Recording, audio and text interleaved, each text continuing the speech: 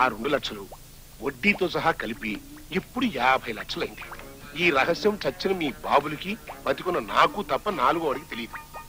నువ్వు చెప్పిన దాని ప్రకారం మా శేషగిరి అన్నయ్యకి 2 ఆడపిల్లలే. ఆ తర్వాత పిల్లలు పుట్టకూడదని ఆపరేషన్ కూడా చేయించేసుకున్నాడు. 2వ వాడు ఆంజనేయులు అన్నయ్య. సంవత్సరం దాకా అసలు పిల్లలే వద్దనుకున్నాడు. ఇక మిగిలింది నేను. మరి ఆ ధర్మారావు గారి సైడు నాకు తెలుసయ్యా. ఆ ధర్మారావు గారి పెద్దబ్బాయి శివరాం పెళ్ళానికి ఆపరేషన్ చేసి గర్భసంచి తీసేశారు. ఆ కేసు కొట్టే. ఇక చిన్న కొడుకు రాజుబాబు గారికి ఈ మధ్యన పెళ్లి సెటిల్ అయింది. ఆడపిల్లంటావు, అమెరికాలో వాడిని పెళ్లి చేసుకుని అమెరికాలోనే సెటిల్ అయిపోవాలని పెద్ద ప్లాన్ లో ఉంది. అయితే లక్కీ ఛాన్స్ నాదే. ఈ ఆత్రమే వద్దంటున్నాను. లక్కీ ఛాన్స్ నీదే. ఎప్పుడు? నువ్వు నా కూతుర్ని పెళ్లి చేసుకున్నప్పుడు. నువ్వా? అమ్మా తనలక్ష్మి, బాగున్నావా? ఎందుకు వచ్చావు ఇక్కడికి? అవేం మాటలమ్మా. కన్న తండ్రిని 6 సంవత్సరాలు జైలు శిక్ష అనుభవించి నిన్ను చూడాలని వస్తే అట్ట మాట్లాడతావేంటి? ఏ రోజైతే నన్ను నడి రోడ్డు మీద వదిలేసి వెళ్ళిపోయావో అప్పుడే అమ్మతో పాటు నాన్న కూడా లేడనుకున్నాను. అదంతా మర్చిపోమ్మా. ఇప్పుడు నాకు బుద్ధి వచ్చింది కదా. అంతేకాదు నా బాధ్యత కూడా తెలిసి వచ్చింది. అందుకే నిన్ను ఒక ఇంటిదాన్ని చేసి నా బాధ్యత తీర్చుకుందాం అనుకుంటున్నాను. ఇదిగో ఆ అబ్బాయి పేరు బోసు. చాలా బుద్ధిమంతుడు. అతన్ని గనక నువ్వు పెళ్లి చేసుకున్నావంటే మనకి 50 లక్షల రూపాయల ఆస్తి కలిసి వస్తుంది. కూర్చో, వివరంగా చెప్తాను.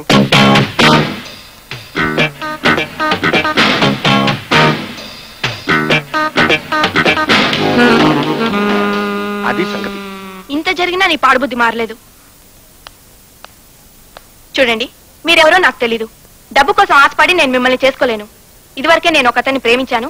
అతన్నే పెళ్లి చేసుకుంటాను. మా నాన్న మాటలు వింటే మీరు నాశనం అయిపోతారు.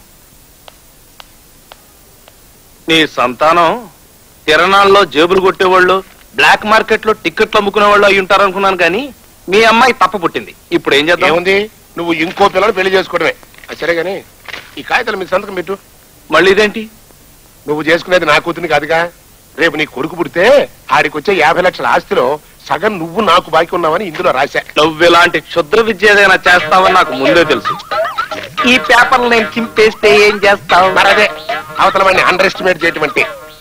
ఈ రహస్యం ఇటు మీ అన్నదమ్ములకి అటు ధర్మారావు పిల్లలకి చెప్పేస్తాను. ఆస్తి మొత్తం వాళ్ళు కొట్టేస్తారు. ఇంకా రవీశ్రాలు కూడా కాని పిల్లని బలాత్కారం చేశాడు అని నీ మీద ఒక బలమైన కేసు పెట్టించి నిన్ను జైలుకి పంపించేస్తాను. మరదే కుక్క బుద్ధి అంటే. 6 ఏళ్లు జైల్లో ఉన్నా నీకు ఇంకా వంకర పోలేదు. నాలాంటి తెలివైన వాడు జైలు శిక్ష అనుభవిస్తే మరింత ప్రపంచ జ్ఞానం గడిస్తాడయ్యా. సంతకం బిడ్డ. సరే, 50 లక్షలు నాకు వచ్చినప్పుడు కదా నీకు 25 లక్షలు ఇవ్వాల్సింది. ఒక కాపీ నీ దగ్గర పెట్టుకో. పెళ్లి ప్రయత్నాలు చేసుకో. డాడీ, ముందు వాళ్ళు కాయని చెడగొట్టే తర్వాత మన కాయని ఎప్పుడైనా వేసుకోవచ్చు. కరెక్ట్. అయిపోయాం. అబ్బా పాడుతా డాడీ. నీ బోర్డు సలహా వల్లే దెబ్బతిన్నాం. బాబాయ్ వచ్చాడు. బాబాయ్ వచ్చాడు. చాక్లెట్ వచ్చా బాబాయ్? చాలేదమ్మా. ఎరా చంద్రాడి ఇల్లు చేరావు. రోడ్ల మీద వేకెన్సీలేం లేవా? మీరు పెద్ద సంపాదించారులేండి. టైం వస్తే ఆ అబ్బాయికి ఉద్యోగం వస్తుంది, తను సంపాదిస్తాడు. నువ్వు రా బాబు, కాఫీ ఇస్తాను. వాళ్ళే చెప్పావు వదినా. ఈయన తిరిగాడు గారు 2 ఏళ్ళు రోడ్లెమ్మట. దుమ్మే.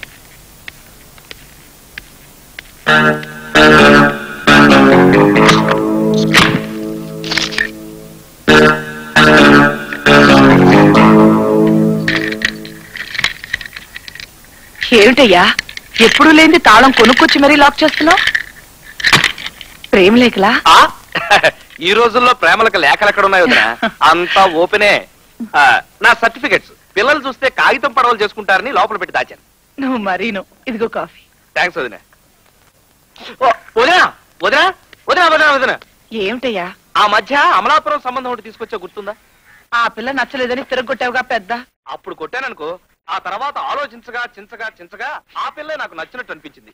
పైగా నువ్వు తీసుకొచ్చిన సంబంధం చేసుకోకపోతే ఏం బాగుంటుంది. చాలా సంతోషం. ఆ అమ్మాయికి అప్పుడే IAS ఆఫీసర్ తో పెళ్ళైపోయింది. మన సంబంధం తప్పిపోయినందుకు ఎంత సంతోషించారో. ఆ అమ్మాయికి ఇప్పుడు కవళ్ళు. 2 మగ పిల్లలేనంట. మగ పిల్లలా? వదినా ఆవకాయ పట్టరా. ఆమ్లెట్ లోకి ఆవకాయ ఏంట్రా? రథమ టేస్ట్ నువ్వును. మరి వాళ్ళ కైండ్ ఇన్ఫర్మేషన్ రాజా, అసలు టేస్ట్ అనేది ఆరోగ్య సూత్రాల మీద ఆధారపడి ఉంటుందని స్విట్జర్లాండ్ కి చెందిన డాక్టర్ వాడు మ్యారిస్ మెకిన్స్ అన్నాడు.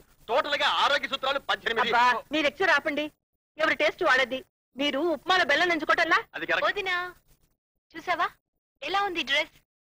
అదేంటి బాను, కట్టన్ కోసం కొన్న గుడ్డని ఇలా గౌన్ కుట్టించా? ఇది డైనింగ్ డ్రెస్ వదినా.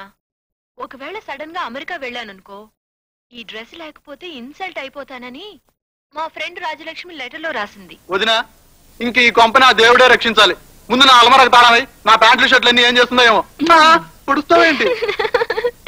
అమెరికా వెళ్తే ఫోర్క్ నైఫ్ యూజ్ చేయాలి కదా, అందుకని ప్రాక్టీస్ చేస్తున్నాను. కనుక మనం వెంటనే పెళ్లి చేసుకున్న ఒక మగపిల్లాన్ని కంటే ఆ 50 లక్షలు మనకే వస్తాయి. అందులో సగం తీసుకుని నువ్వు అమెరికా వెళ్ళిపోవచ్చు. నీ ప్లాన్ బానే ఉంది, కానీ నువ్వంటే నాకు అసహ్యం కదా.